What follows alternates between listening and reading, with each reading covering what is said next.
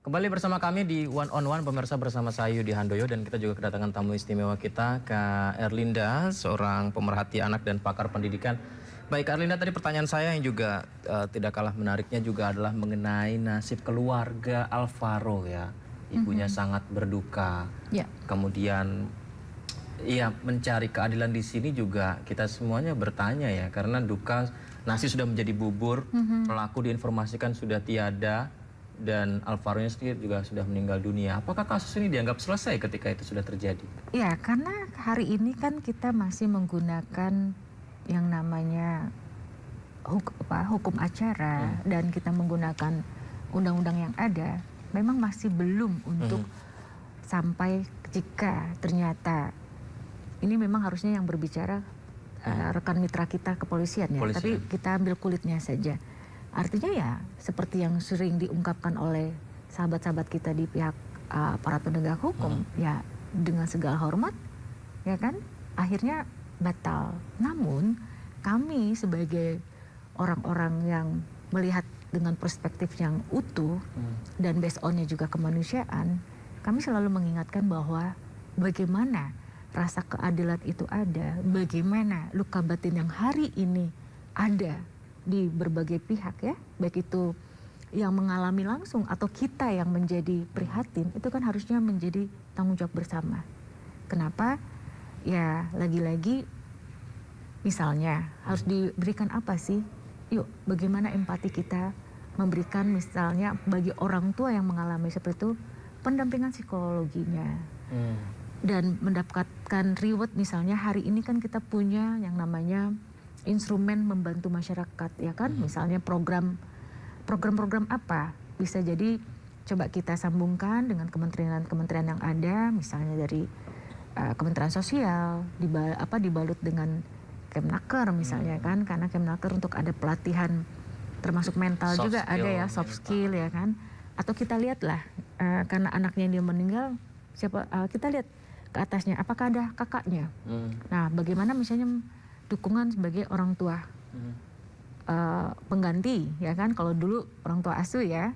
Nah, di sini kita juga ada perlindungan jaminan sosial. Nah, ini kan bisa saja dengan diskresi pimpinan kita hari ini, tidak harus presiden ya.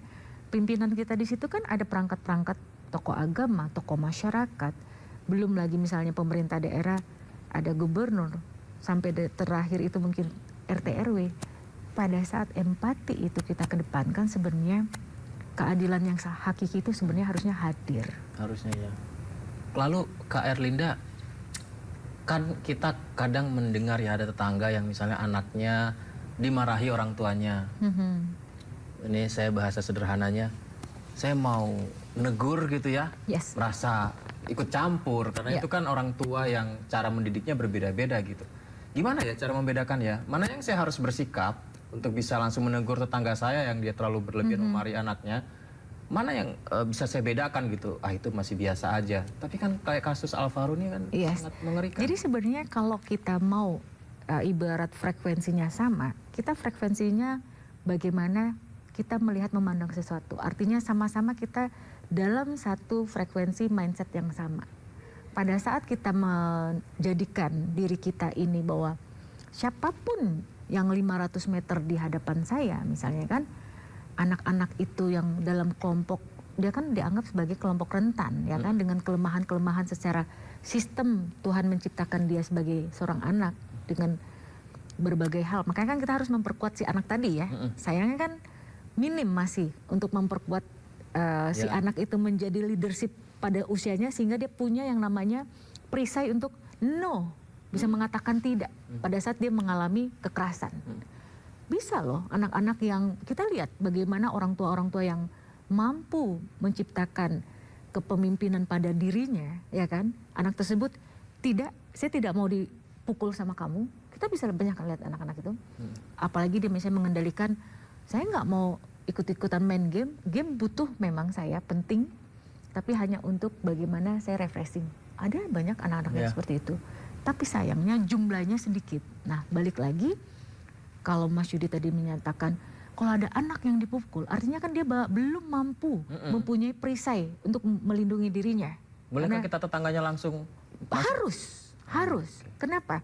Karena yang namanya instrumen Undang-Undang Perlindungan Anak mengamanahkan dalam beberapa pasal yang menyatakan bahwa anak tersebut harus mendapatkan pelindungan dari orang dewasa di sekitarnya. Meskipun bukan saudaranya. Meskipun, nah ini yang sebenarnya menurut kami banyak kegagalan bagi, ya kita harus mengakui ya kan, dengan segitu banyak jumlah kekerasan di mana-mana, artinya kita harus bisa mengakui bahwa beberapa hal yang kita lakukan ternyata harus dievaluasi, ya kan?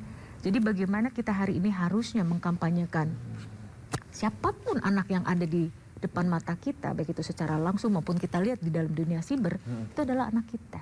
Mindset itu dulu yang harus dibangun. Sehingga pada saat kita mendengar, misalnya saja kejadian pada kami waktu itu ya, mungkin Mas Yudi pernah ingat kejadian di Citra Grand, bagaimana ya kan, terinfo bahwa ada anak yang mengalami kekerasan. Ya kan oleh ayah kandungnya sendiri, yang anak tersebut harus dipukul dan tidur di luar ya kan, dan ternyata singkat cerita sang ayah memang memposisikan anaknya itu sebagai anak yang merusak keluarga gitu, karena dia lahir di ABCD. Itu kan mindset yang salah ya kan, pola pikir yang salah atau pemahaman yang salah. Nah, karena bukan kemauan anaknya mau lahir dimanapun. Akhirnya disinilah yang kami katakan semua elemen bangsa, semua unsur. Karena kalau misalnya kita selalu mengatakan di mana negara, di mana pemerintah daerah, bagi kami itu adalah pemikiran kerdil. Karena sebenarnya kita semua sudah melakukan banyak hal, tapi hanya sedikit saja orkestrasinya yang belum kita optimalkan. Kita masih dengan gaya-gaya lama bahwa saya lah yang paling hebat, saya lah yang paling bisa. Nah, andai itu kita sedikit turunkan dan kita mengatakan bahwa kami adalah bagian dari untuk membangun SDM ini dengan sistem-sistem yang hari ini ada. Misalnya hari ini ada apa? Sistem pelindungan anak, ya kan? Hari ini apa? Oh, sistem keamanan. Belum lagi sekarang kita perangkat ada namanya sekolah ramah anak. Belum lagi kita punya unsur-unsur yang program-program seperti misalnya untuk mensejahterakan keluarga, KUR ya kan, dan yang lain-lain. Hari ini kita juga berikan, boleh dibilang bukan jempol 10 lagi ya. Mungkin kalau ada ratusan jempol kita berikan pada pimpinan kita Presiden hari ini dengan astagfirullah. Tapi implementasinya beliau juga paham. Contoh, bagaimana kami bahagia pada saat Pak Presiden menyatakan, saya perintahkan kepada seluruh kepala daerah, jangan lagi melibatkan anak-anak sekolah pada saat kunjungan ke daerah, anak-anak harus berdiri. Karena biasanya begitu ya ketika ada pimpinan negara. Kenapa? Karena pimpinan daerah belum banyak yang memahami bahwa hak anak itu harus terlindungi. Dia panas-panas, terus kena terik matahari lama, bagaimana debu, bagaimana segala macam, dan hak dia untuk bisa belajar ya kan, terus dia segala macam terserabut dan seolah-olah dia sebagai robot-robot yang menyambut. Padahal bisa dengan cara apa? Bisa misalnya nanti dikumpulkan dalam satu tempat yang besar, Pak Presiden menyapa, itu lebih membuat anak itu menjadi, wow, kami punya ayah Indonesia keren sekali, ya kan? Bukan turun ke jalan. Bukan turun ke jalan yang awal mendarat sampai di yang ujung di situ. Mohon maaf ya Mas Yudi, mohon maaf dengan segala hormat. Saya hormat kepada semua pimpinan daerah. Tapi pernahkah terfikir bahwa mereka yang bangun dari pagi, sementara mental mereka masih cukup rapuh ya, artinya mental-mental ini kan, aduh bunda saya lapar, oh nggak bisa, Pak Presiden mau lewat, kayak gitu kan. Nah itu yang kami katakan, tapi kan pada waktu itu kita memang belum mampu ya, karena perspektif itu belum ada di pimpinan kita. Kak Erlinda, ini kan tadi menyambung dengan yang disampaikan siber, ini adalah hal yang harus diperbaharui sepertinya ya, karena ini menyangkut dengan informasi berikutnya. Kalau kasus Alvaro kan karena dendam ya, kasus Bilkis karena mau dijual atau adopsi ilegal. Ada faktor ekonomi di situ. Dan itu kan menggunakan jalur cyber tadi juga kan. Betul. Nah, dengan perkembangan yang seperti ini, mana yang malah lebih rentan? Kalau saya ingat dulu waktu awal saya menjadi reporter di lapangan bersama Kak Erlinda di lapangan kan, kekerasan dalam rumah tangga, anak yang menjadi korban. Sekarang dengan cyber perkembangan seperti ini, mana yang lebih marak jadinya? Iya, kalau kita lihat data, akhirnya sama-sama mempunyai kecenderungan yang sama. Ya kan, kalau misalnya bagaimana yang tadi sudah disampaikan Mas Yudi, tapi kita lihat lagi bagaimana secara algoritmanya juga di dunia siber. Karena tadi ya, kita belum mengoptimalkan perangkat-perangkat yang di siber ini sebagai perangkat untuk memberikan pelindungan kepada seluruh masyarakat. Celah-celah ini kan jadi lebih membuat yang namanya, mohon maaf ya, ini kan bisa mengarah kepada TPPO, bisa mengarah kepada eksploitasi secara ekonomi karena ada nilai ekonomi kan di situ. Nah, celah-celah ini ditambah lagi, mohon maaf, di setiap jenjang kita harus akui mental orang-orang yang harusnya berintegritas, harusnya mampu untuk menjadi orang-orang yang sebagai pelindung banyak hal ya. Anak-anak kita jangan menjadi korban tadi perdagangan ataupun ya yang hari ini penjualan anak dikatakan demikian. Kami harusnya mendorong ini bukan penjualan anak lagi tapi ini TPPO. Kenapa tidak berani untuk mengatakan TPPO? Nah, balik lagi di setiap jenjang ada oknum-oknum yang makin membuat besar hal-hal itu jadi terjadi. Tapi memang sudah ini ya, Kak Erlinda, sudah separah itukah transaksi jual beli bayi, anak, lewat Facebook, Telegram, media sosial? Betul sekali. Ya. Kami selalu mengatakan, ingat dulu waktu kami 20 tahun yang lalu, kami selalu mengatakan, kenapa kita tidak alarm hari ini kita katakan bahwa bencana sosial. Kami selalu mengatakan bencana sosial sudah di depan mata. Jika kita tidak menyiapkan, dan hari ini suka tidak suka kita tergagap-gagap. Tapi kalau ditanya sama Mas Yudi, Kak Erlinda, apakah kita mampu untuk keluar? Yes, sangat bisa mampu. At least it's too late, ya kan? Tapi biarkan keterlambatan itu daripada kita tidak langsung berbenah. Nah, beruntungnya, mungkin Mas Yudi, mohon maaf ini di luar konteks ya. Mas Yudi bisa melihat bagaimana kami ini, contoh misalnya saya dari seorang aktivis menjadi komisioner KPAI, pimpinan dari KPAI yang kemarin ya kan, menjadi tenaga ahli di lingkaran DPD DPR RI, terus di kantor staf presiden, ada hari ini di satu kementerian lembaga. Tapi bagaimana komitmen, bagaimana dedikasi, bisa lihat sampai hari ini masih menyuarakan suara-suara. Nah, saya tidak mau membandingkan presiden satu sama yang lain, tidak. Semua bagus dan semua mempunyai perspektif perlindungan anak ataupun pelindungan anak. Namun sayangnya fokusnya belum aspek secara besar. Belum spesifik? Bukan spesifik, tapi semacam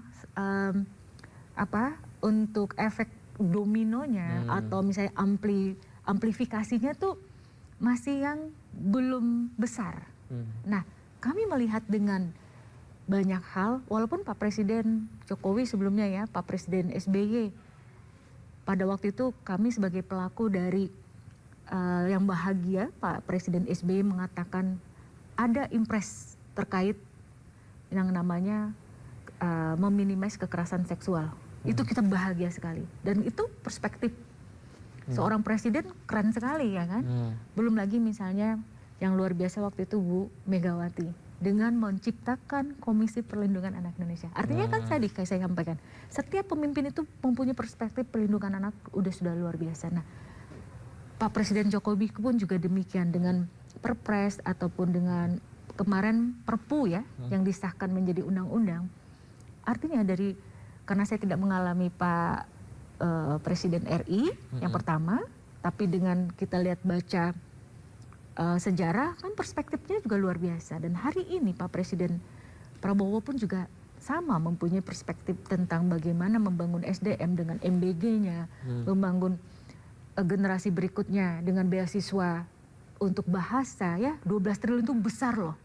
Artinya ini harus ditangkap nih, perspektif tentang pelindungan anak. Pelindungannya bukan perlindungan ya, artinya kebutuhan anak dari sejanin sampai dia berusia 18 dan step berikutnya adalah pemuda, itu semua sudah disiapkan perangkat itu. Baik, itu kan secara instrumen udah lengkap sudah, ya, lengkap. Kak Erlinda ya. Betul, tinggal tombol aja nih, ping gitu. Siapa menggerakkan? Ya Pak Presiden kita.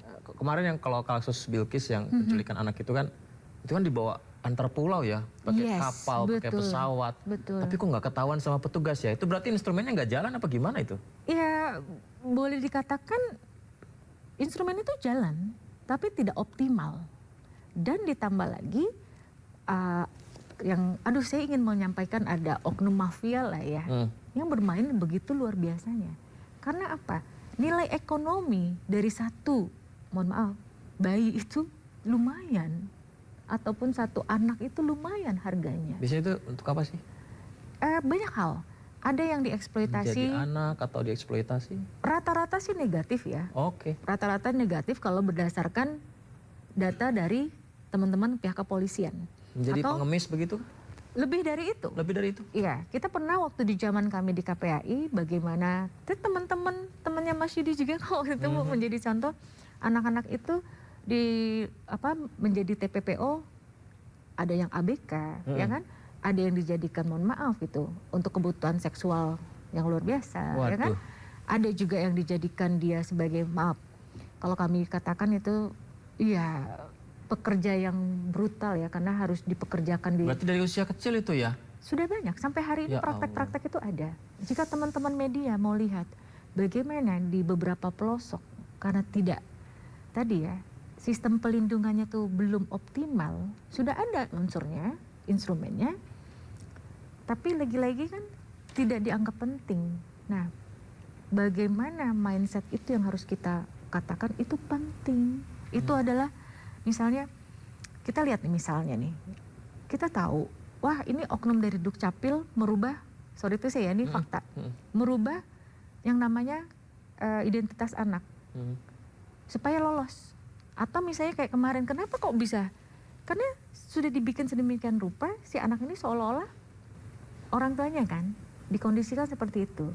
Dan termasuk deteksi dini kita, alarm ataupun termasuk juga perangkat-perangkat yang harusnya bisa optimal itu juga tidak. Ya, karena ini yang menyebabkan kadang-kadang yang paling utama juga pembiaran. Kita tahu ini sepertinya bukan anaknya ya, kok misalnya nih jahat banget diperlakukannya ya kan, atau misalnya nggak usah jauh-jauh. Kita pernah waktu itu melihat bayi yang masih dalam kandungan seorang ibu, terus atas nama ya kan, saya tidak mampu untuk menyekolahkan, saya tidak mampu untuk ABCD, akhirnya yaudah anak yang dalam kandungan ini saya jual ya, kan praktek itu masih ada. Nah pertanyaannya, kenapa yang namanya ada tokoh agama, tokoh masyarakat, atau misalnya perangkat daerah, atau misalnya akademisi, atau yang lain-lain, itu kok tidak mau untuk maksimal. Nah, oleh karena itu, bagi masyarakat yang hari ini kita tahu namanya netizen, itu kan ada nilai positifnya juga tuh. Nah ini yang positif, ya? Ada sisi positif. Baik. Nah sisi positif ini yang harus kita katakan pengawasan ataupun kamera-kamera di mana-mana, CCTV-nya itu yang kita bagi dari masyarakat. Menarik tuh Kak Erlinda. Jadi dengan makin berkembangnya media sosial, netizen yang kameranya, kita tahu kemarin masalah Tumblr dan lain sebagainya itu kan cepat viral ya. Iya, padahal kita lagi Aceh berduka, lagi berduka, Sumut berduka ya dengan banjir dan sebagainya. Tapi tiba-tiba kok lain gitu. Kosong ya kan tentang hal itu. Itu kan di satu sisi ya Kak Erlinda ya, soal netizen memviralkan suatu peristiwa. Tapi pertanyaannya adalah ketika ada peristiwa yang di depan mata dilihat secara langsung, apakah kecenderungannya makin peduli atau acuh tak acuh sebenarnya? Harusnya peduli. Kita akan lengkap bahas lagi Kak Erlinda setelah jeda ya. Pemirsa, kami segera kembali, tetap bersama kami.